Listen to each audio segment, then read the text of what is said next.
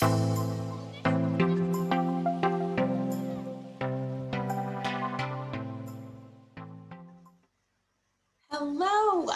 I'm Dr. Lynetta Willis, family empowerment coach, psychologist, speaker, and author. And I help frustrated families break free from what I like to call stable misery in their parenting and in their partnerships so they can create more harmony and joy in their homes.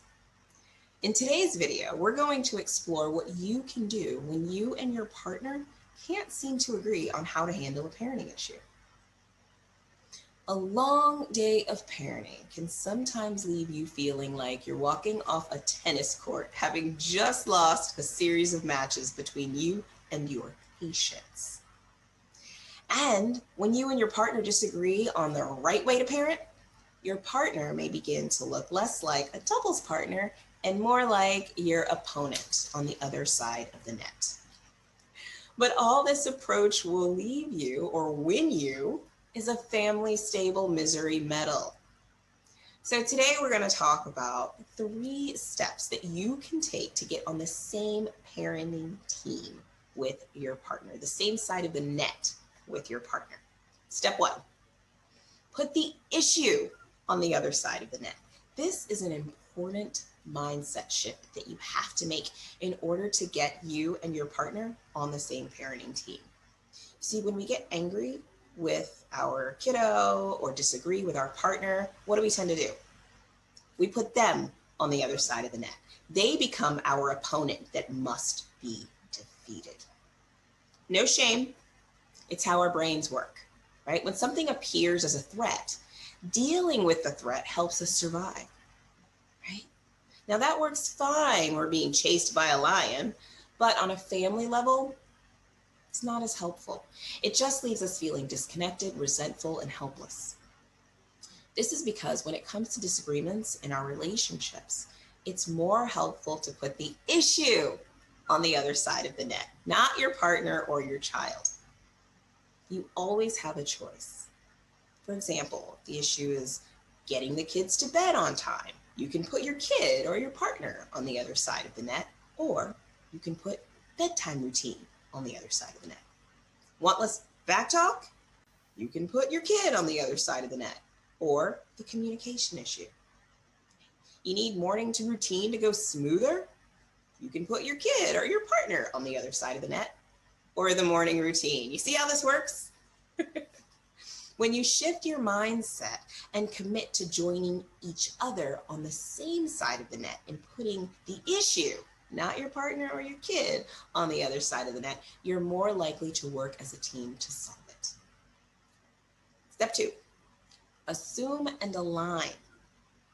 I've been working with couples for over 20 years, and I've picked up on a few things that separates couples who are stuck in stable misery from those who are able to flow through it more easily. For example, there is a major assumption that is missed by those who tend to stay stuck in stable misery and embraced by those who tend to flow through it more easily.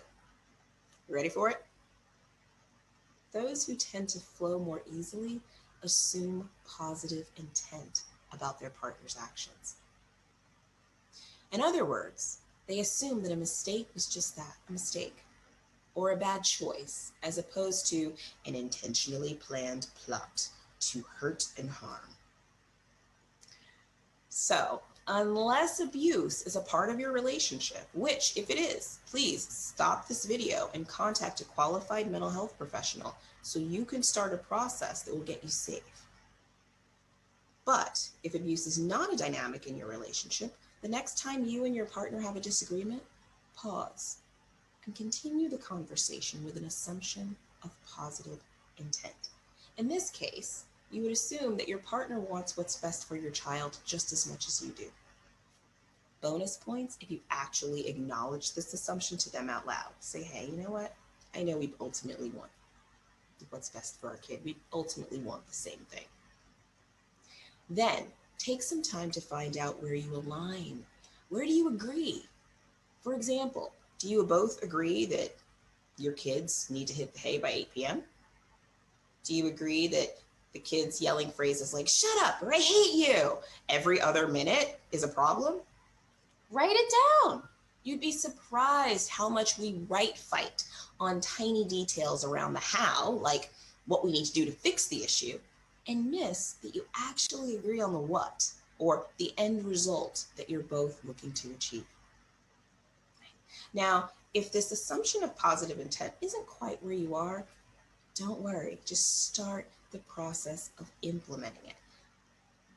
I'll be honest with you, my husband and I, we had to work on this. Okay, so it is not hopeless. Start where you are and move from there. Step 3, brainstorm a plan. Now that you're on the same team, you've outlined the issue, assumed positive intent, and noted where you agree, make a list of changes you want to see and brainstorm how to make them a reality. At this stage, all options are welcome. For instance, you might put, get up 15 minutes earlier so the kids have more time to putz around so we're not yelling and rushing every day. Or you may get creative and dream really big with something like, hire someone else to handle the nighttime routine and relax together in a hot bath. Pro tip, the wildest, funniest ideas can often lead to realities you never would have considered otherwise. So write them all down. Once you have your long list, whittle it down to a couple of options you're both comfy trying. And then discuss your next best steps to experiment with each one. Well, there you have it. Your 3-step plan to get you and your partner on the same parenting page. So, go team. And if you're curious and ready to try this 3-step plan in your partnership, make sure you grab the Partnership Game Plan Guide in the link below. This easy to follow 1-page guide walks you through the process you just learned. So pull it up, print it out, grab your partner, and fill it out together. By the end, you'll know your true opponent. Remember, it's not a person.